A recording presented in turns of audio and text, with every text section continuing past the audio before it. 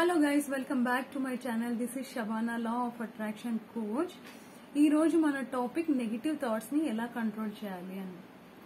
మనం మన మైండ్ లో 24/7 ఆలోచిస్తూనే ఉంటాం, ఎస్పెషల్లీ నెగిటివిటీ గురించి. ఎందుకు అంటే మన పేరెంట్స్ అదే ఎన్వైరన్మెంట్ లో పుట్టి పెరిగారు, మనకు కూడా అదే నేర్పించారు, మనం చుట్టూ ఉన్న వాళ్ళని చూసి అదే నేర్చుకున్నాం. కానీ ఇప్పుడు మనం మారుద్దాం ట్రెండ్ ని. సో మన మైండ్ ని ఎలా కంట్రోల్ చేయాలో ఒక చిన్న స్టోరీ, ఒక కథ ద్వారా మీకు అర్థం అయిపోతుంది. చిన్నదే స్టోరీ. ఒక రాజు ఉంటాడు. ఆ రాజు ఏం చేస్తాడు అంటే, ఒక ఆలోచన వస్తుంది అతనికి, ఇంతమంది ఈ మహల్ ఉంటది కదా ఆయనది, ఆ మహల్లో ఇంతమంది పనిచేస్తున్నారు, వీళ్ళందరి బదులు ఒకే ఒక వ్యక్తి, బాగా బలమైన వ్యక్తి ఎవరైనా ఉంటే ఈ పనులన్నీ ఒక్కడే చేయగలిగితే ఎంత బాగుంటది, వీళ్ళందరికీ విశ్రాంతి దొరుకుతుంది అన్నట్టు అనుకుంటాడనమాట. అయితే ఒకరోజు రాజు వాళ్ళ మహల్ కి ఒక సాధువు వస్తాడు. వస్తే ఆయనకి వెల్కమ్ చెప్పి తినిపించి ఎంత మర్యాదలు చేసి తర్వాత అడుగుతాడు, నాకు ఒక శక్తిశాలి అయిన మనిషి కావాలి, ఈ రాజ్యం ఈ మహల్లో ఉండే పనులన్నీ చెయ్యాలి, ఒక్కడే చేయగలిగేటట్టు. అంటే ఆయన సాధు కొంచెం సేపు ఆలోచించి ఆయన ఏమంటారు అంటే, నా దగ్గర ఒక జినీ ఉంది, నేను అది మీకు ఇస్తాను, మీరు దాన్ని యూజ్ చేసుకోండి అని చెప్తాడు. చెప్పి వెళ్ళిపోతాడు. అయితే ఆ జినీ ఏం చేస్తుంది, రాజు దగ్గర వచ్చి పని అడిగితే చాలా పనులు చెప్తాడు, రాజ్యంలో ఏమేమి ఉన్నాయో అన్ని చెప్తాడు. అది ఒక్క చుట్కే వేసినంత సేపట్లో పని చేసి వచ్చేస్తుంది. నాకు పని ఇవ్వకపోతే నేను నిన్ను చంపి తినేస్తా అని చెప్తూ బెదిరిస్తూ ఉంటది. రాత్రి పడుకొని కూడా పడుకోనియదు రాజుని. అతను చాలా ఇబ్బంది గురి అవుతాడనమాట.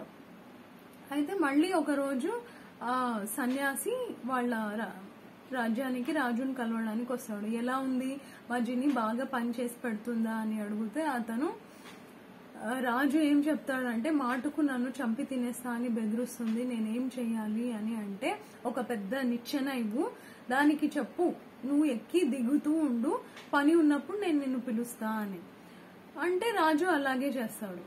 ఒక పెద్ద నిచ్చెన ఇస్తాడు, దీన్ని ఎక్కి దిగుతూ ఉండు అని చెప్తాడు.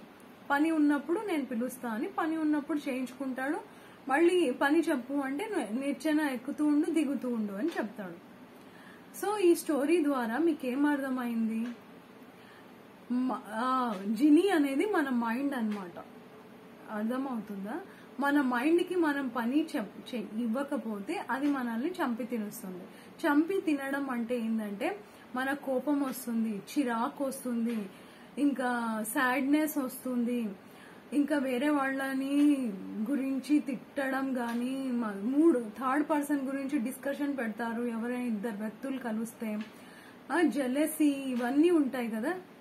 సో ఇవి అన్ని ఉండకూడదు అంటే, ఎప్పుడు మైండ్ ని మనం విచ్చలవిడిగా ఫ్రీగా వదిలేసినప్పుడు ఇవన్నీ మనము ఆలోచించేటట్టు చేస్తుంది మన మైండ్. ఆ మైండ్ కి మనం పని చెప్తే అది ఒక క్రమ పద్ధతిలో ఎక్కుతూ దిగుతూ ఉంది కదా జిని, ఆ మైండ్ కూడా అలాగే ప్రశాంతంగా ఒక చోట ఉంటదన్నమాట. ఇది నా ఎక్స్పీరియన్స్ ద్వారా నేను మీకు చెప్తున్నాను.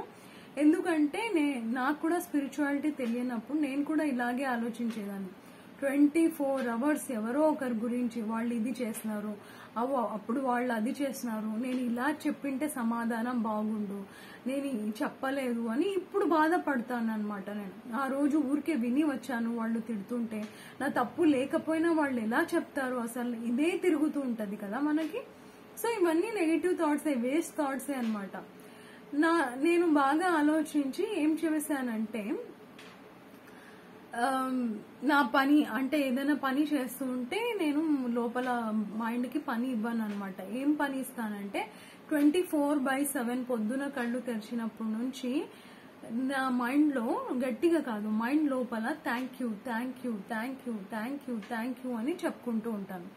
దీనివల్ల మైండ్ ఏమైతుందంటే, వేరే వాళ్ళు చేసిన తప్పుల పైన, వేరే వాళ్ళు అప్పుడు మనల్ని హర్ట్ చేసిన దాని గురించి ఆలోచించకుండా అది కూడా థ్యాంక్ యూ లోనే నిమగ్నం అయిపోయి ఉంటది అనమాట, మునిగి తేలుతూ ఉంటది. దీనివల్ల నాకేమైందంటే మైండ్ చాలా తేలిగ్గా ఉంటుంది, పైగా ప్రజెంట్ మూమెంట్ లో ఉంటుంది, ఎవరి గురించి ఆలోచించము, మన ఫోకస్ మన మీదనే ఉంటది అండ్ చాలా హ్యాపీగా ఉంటాం అనమాట. ఎవరు చేసింది మనకు గుర్తు రాదు. ఒకవేళ ఇప్పుడు ఈ మూమెంట్ లో ఎవరైనా చేసినా కూడా వెంటనే మర్చిపోతాం మనం. సో నాకైతే ఇది బాగా పనిచేసింది. ఒక్కసారి మీరు ట్రై చేసి చూడండి. Thank you so much.